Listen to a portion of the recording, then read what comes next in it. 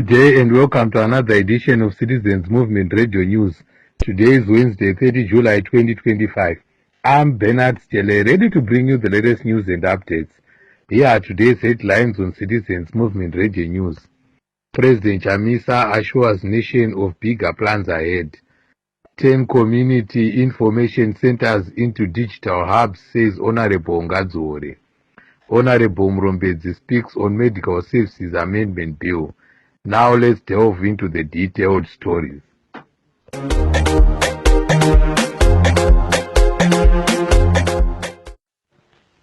The Citizens President Advocate Nelson Chamisa has revealed plans are at an advanced stage for a bigger task ahead. Without revealing the task, Advocate Chamisa assured citizens that they will not be disappointed.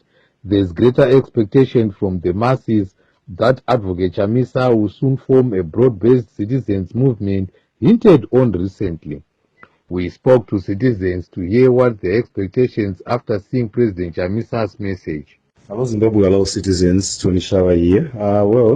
What I think is that as President also Chamisa has always indicated that he's working on something big that is going to be launched anytime soon, which is going to be in the form of a movement, which is meant to displace or to remove ZANU-PF from power, which will come as a result of the power of the masses, because we understand that Nelson Chamisa is the president of the people and is loved by the people, is loved by the masses of Zimbabwe. And all of us, we know that President Nelson Chamisa has won elections for 2 times in Zimbabwe. That was in 2018 and in 2023. He won those elections.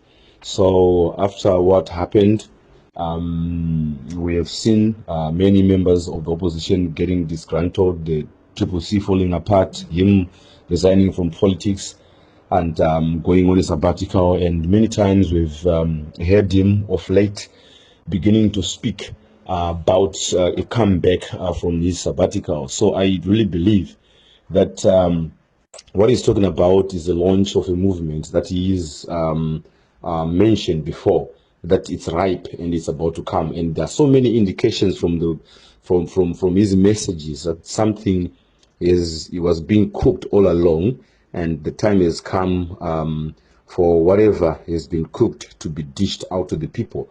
And I believe that the masses have got a lot of expectation, and we are all waiting eagerly and in anticipation to see what is going to come up. And I believe in the power of the people, I believe in the power of the masses, and I believe that it is the masses who have the power to decide, with the decision to decide who will lead Zimbabwe forward, who will lead Zimbabwe into a prosperous nation again. I believe Zimbabwe shall be great, shall be great again, and I believe that is possible, and I believe that the time is now. Thank you. Indeed, the month of July saw President Advocate Nelson Chamisa meeting with various key community stakeholders, both urban and rural. He has been encouraging citizens to remain honest and loyal for the democratic alternative struggle. He has always been laying a clear citizenocracy path. This highlights the strong connection he has with the Zimbabwean citizens, as he is always the country's hope and alternative. Zimbabwean citizens at large are ready and waiting to embrace the greatest task and signal ahead to usher in a democratic alternative. As young people, we remain resolute and fully behind President Nelson Chamisa. A new great Zimbabwe is loading. Mashoko awachamisa akanaka chaizvo, ende tinoatambira nemaoko maviri kuti anotipawo hope yekuratidza kuti no muZimbabwe muchine mweya wechange handitya, because mukatarira pakabuda wachamisa wapa wakati inini haanda kumbomira zvepolitics izvi muZimbabwe mabva masara musina kana opposition. Vana Chabango vaya, nana Wolfman Ncube, nana vamwe vese vaya hapana, hasi maopposition vaya ivanhu vari kungotsvaga mari kuda kuzviraramisa. Saka vachamisa ka ndo munhu ega atosara muno muZimbabwe ka akutotarisirwa nemhomho yese yeZimbabwe ekuti angakwanisa kubvisa ZANU-PF pachigaro, uyezve ndiye munhu asara ane support kana kuti rutsigiro rwakanyanyisa vanhu vese vomune muZimbabwe. Mukatarisika kana mumaruzevha, mumatauni mupi, vanotaura kuti Chamisa ngaauye atungamirire nyika. Saka kana vachitaura mashoko avo president wedu waChamisa takatoatarisira nemazuva matsvuku kuti ngavauye vagadzire rimwe bato, asi ezvinozvika ngavadzidze kuti vana Chabangu paya pakapinda sei, handiti ngavadzidze unhu hweZANU-PF kuti usazokanganisa futi, because vaChamisa mukaona vakatofoma rimwe bato muchaona kuti ZANU-PF ndopachatanga mabasa yavo iye manje yokuisa zvimhingapinyi, kuisa zvipi nezvipi kuti vavhiringidze, because vanoziva kuti vaChamisa munhu anotodiwa nenyika ino yese yeZimbabwe kuti vatungamirire nyika ino. Saka vaChamisa kana vachifoma rimwe bato idzva, ini nangu ndoda kuvayambira kuti ngavakwanise kuziva vanhu vavanosarudza mubato iroro, ngavakwanise kuziva kuvhara zvimhingapinyi zvinounzwa neZANU-PF kuti vazokanganise bato semakanganisiro vakaita rimwe bato iri. Mazuona manje isusu vaChamisa vautotinonokera, varutononoka. Taitoda kuti kana nhasi chaika totonzwa kunzi vaChamisa vatofoma rimwe bato nyowani, handii mukaona manje, because vanhu vemuZimbabwe tatambura izvino zvatichada zvana ZANU-PF zvinokushungurudzwa izvi hatichada.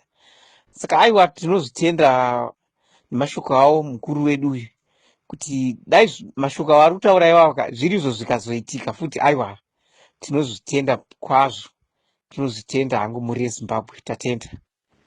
Harare Youth Quarter Member of Parliament Honorable Takudzwa Ngadzore has called for the government to turn community information centers, formerly post offices, into fully fledged community digital hubs.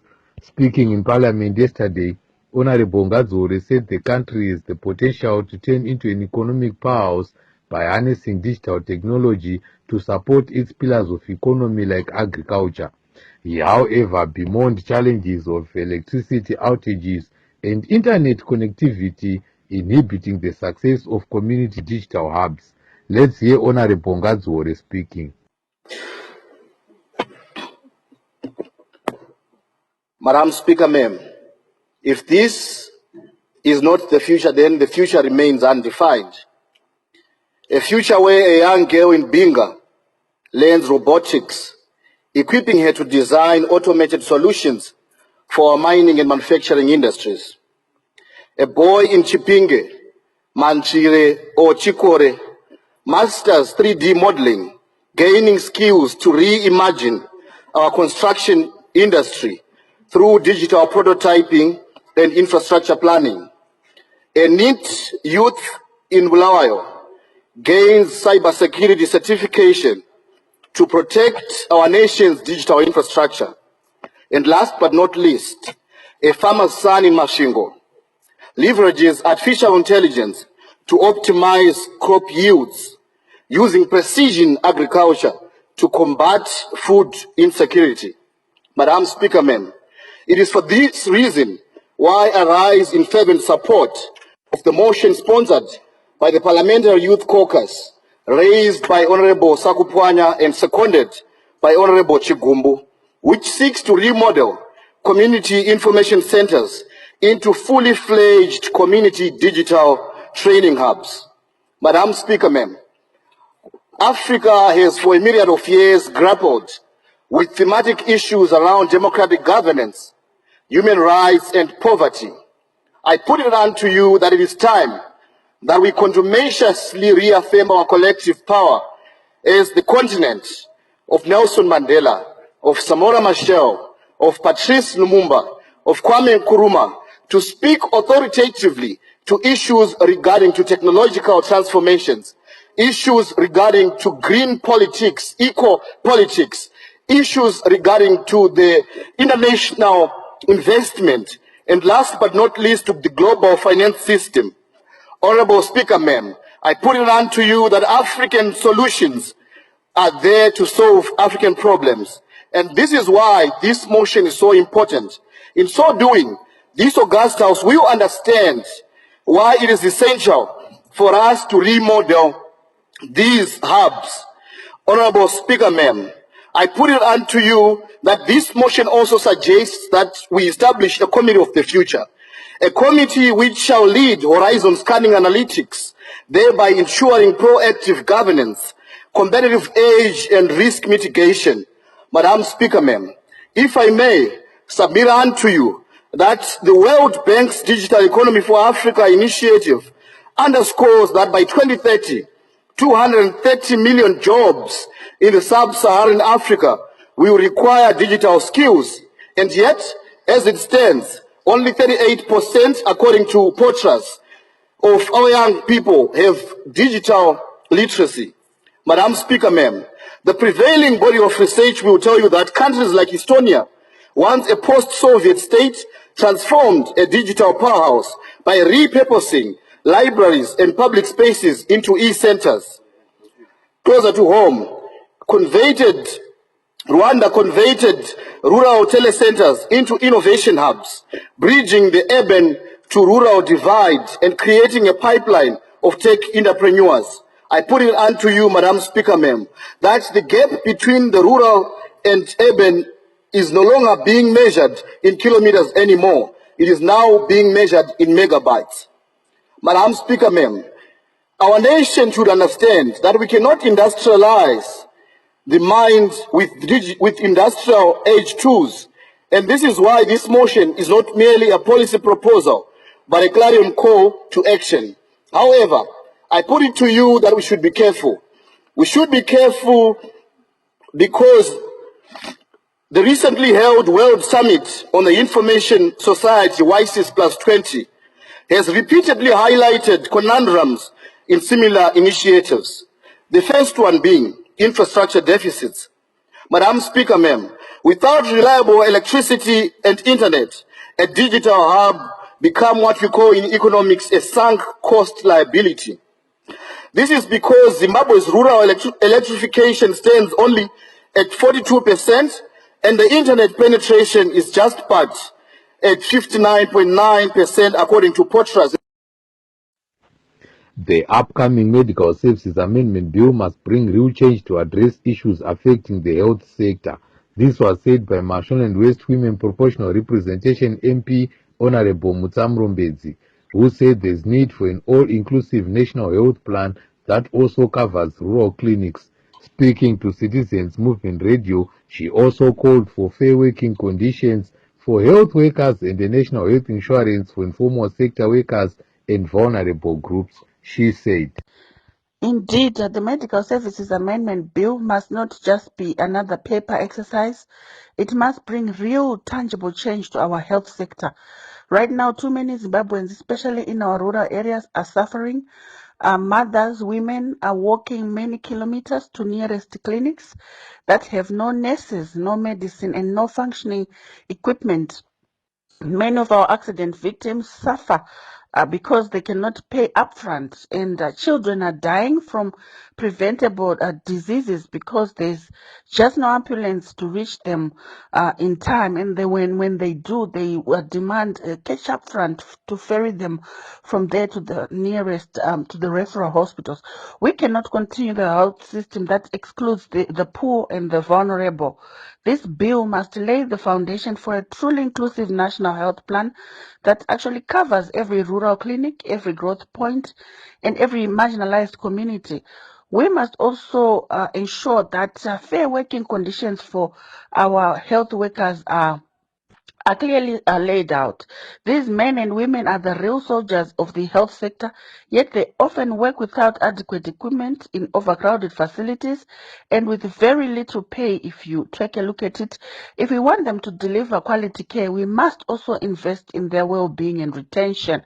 Another priority is establishing a national health insurance that actually works for everyone, including the informal sector workers and vulnerable groups. Over 70% of Zimbabweans work informally, and when they fall sick, they are left with nowhere to turn to because they just cannot afford the private medical aid, and the public system is just overstretched.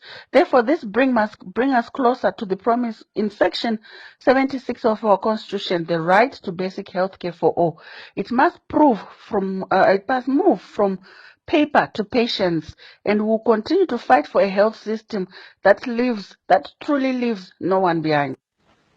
the Constitutional Court in a landmark ruling yesterday halted state seizures of peri-urban land without compensation. In a ruling, announced by Judge Ben Fletcher in a case involving Alistair Marco Fletcher versus Minister of Agriculture. The Concord said peri-urban land belonging to individuals cannot be seized by the state hiding under the land reform program. Opposition official Sam Gondongwe told Citizens Movement Radio News that the ZANU-PF government has failed to address the land question 45 years after the country attained independence. Let's hear Gondongwe speaking. The ZANU government has failed to address the land question 45 years after the country got its independence. It is only proper that the Concord has ruled that the state cannot just grab peri-urban land without compensating the owners hiding behind the land reform program. In a ruling announced by Justice Ben Fletcher in a case involving Alistair Michael Fletcher versus Minister of Agriculture, the Concord said the peri-urban land belonging to individuals must be paid for, not taken away like what happened during Hondo Yeminda era. Zimbabwe Land Reform Program is a complex and multifaceted initiative. It is aimed at addressing historical problems and injustices in land ownership and redistribution. The ZANU government, they lacked planning and implementation because the program is shrouded in corruption and patronage. The program is used by ZANU-PF to violate and intimidate people towards, especially towards elections. It is used as a tool to cow people into singing and wearing scarves just to safeguard their land. The ruling by the Concord is a milestone in demystifying the myth around the land reform program used by ZANU to grab land from owners. Once we have new leadership in this country, land should be redistributed equally and title deeds given so that it becomes an asset that enhances the livelihood of citizens. ZANU-PF cannot continue using land as a tool to make us believe that if we don't vote for them, then the land will be taken away from us. The land belongs to all the people and sons of Zimbabwe. Every Zimbabwean deserves to have his piece of land. But if you look at it, you see that those that belong to ZANU-PF, they've got 25 farms that are 100 and above hectareage. The hectareage is 100 and above. Yet they would want to come and grab a land that is 2,000 something square meters, but they are not looking at they are on their own how the land is are stored behind their back, so that they use that land when it comes to election time and for corruption purposes and for making Zimbabwe dry. They cannot even sustain those farms. Some of those farms, there's nothing that is there, yet they are keeping those farms, and us peasant farmers are crowded in rural areas. We need new leaders. The ruling on the case of 4 human rights defenders who abducted at Robert Mugabe International Airport last year is said to be handed down tomorrow. The 4, who are Robson Chere, Samuel Gwenzi, Namatai Kwekweza, and Vusimusi Moyo, are jointly charged with a host of other activists for disorderly conduct. Veteran trade unionist and human rights defender Obed Masaraure has urged citizens to attend the court in numbers tomorrow in solidarity with the accused. Let's hear Masaraure speaking. We are hopeful that the magistrate will announce the ruling on tomorrow, 31 July at 11:15 in the case where Comrade Robson Chere and others are being accused of disorderly conduct. They were abducted, dragged from a plane from Robert Mugabe International Airport, and then were accused of having engaged in disorderly conduct at a court proceeding. which involved some comrades from the Triple C, led by Jameson Timber and Ronald Ondongo and others. This case has dragged on for a very long time.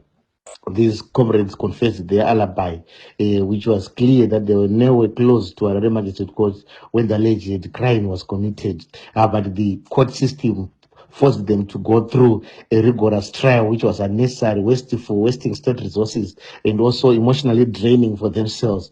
But now this case should have been closed by now, and the ruling should have been made. Unfortunately, this case has dragged on. We also know that the wife to Ronald Ondongo, Phyllis Pikitai, is also part of the accused. Her crime was to raise a placard. This particular case reminds us that our judicial system is no longer serving justice for the citizens. It's now a vehicle to persecute or descendants. The regime of Emerson Mnangagwa is now using what was supposed to be a justice system to be persecution machinery to try to silence all those who hold different views. Now, then Mnangagwa was afraid of a SADC summit. Now, 1 year on, having been a chairperson of the same SADC for over a year, he hasn't delivered anything for the region. And we now wonder why he was persecuting citizens. So at the end of the day, we call upon all actors within state institutions to abide by the constitutional dictates, maintain, stick to their mandates, and ensure that Zimbabwe becomes a state safe for all citizens. Renowned professor of economics Gift Mugano has claimed Sikh stability as fake. In an interview with HSTV journalist Blessed Mhlanga, Professor Mugano said the Sikh stability is fake as the currency cannot be used to pay for essential services like fuel. In most big supermarkets, prices of commodities are high as businesses peg prices based on black market rate. Despite warnings from economists, ZANU-PF government has announced to make ZiG the country's sole currency. Another road accident occurred on Seke Road yesterday involving an omnibus which veered off the road, leaving passengers injured. Opposition official Stephen Sakos Chuma told Citizens Movement Radio that the government must invest in road infrastructure to curb road accidents. He said there is need to establish broad motorways on Seke Road to curb recurring road accidents. Chuma said. We are very much concerned by the increase in road accidents, particularly along the Chitungwisa-Harare highway, where last week we witnessed 17 people who lost their lives, and yesterday again another combi was involved in a road accident, resulting in many of the passengers getting injured. It is our call to the government that they must put more resources towards road infrastructure development so that we can avoid some of these things. We know that our roads are in bad state due to potholes, and some of the roads are too old and narrow, meaning to say the government must put more money to make sure that these roads are rehabilitated beyond lip singing and lip service. We believe in Advocate Nelson Chamisa's vision of smart roads, where he talks about spaghetti roads and motorways. It is clear that Zimbabwe now requires these so that we avoid some of these accidents which are due to poor road network and road infrastructure. The drama surrounding the corpse of Zambian former President Edgar Lungu continues to unfold ahead of the much-awaited ruling by South Africa High Court on 4 August regarding his place of burial. Through its lawyers, the Zambian government wrote to lawyers representing Lungu's family demanding to visit the funeral parlor where the body of Lungu lies to identify and authenticate the identity of his body. The Zambian government wants to ascertain if the body has not been tampered with. Let's take a look at our sports news. In international football transfer news, Liverpool forward Luis Diaz completed his move to German side Bayern Munich. Manchester City announced the resigning of their academy graduate James Trafford from Bournemouth. Sky Sports also reports that Southampton goalkeeper Aaron Ramsdale has agreed terms to join Newcastle. Zimbabwe national soccer team goalkeeper Elvis Chipezeze yesterday was named as the curling knockout player of the tournament at the South Africa Premier Soccer League Awards. Brazilian Lucas Ribeiro Costa of Mamelodi Sundowns scooped both the Premier League Player of the Season and Players Player of the Season gongs. Meanwhile, former FC Platinum striker Tandolenkosi Ngwenya was officially unveiled as AmaZulu player yesterday. To conclude our Citizens Movement Radio News, here are the headlines once more.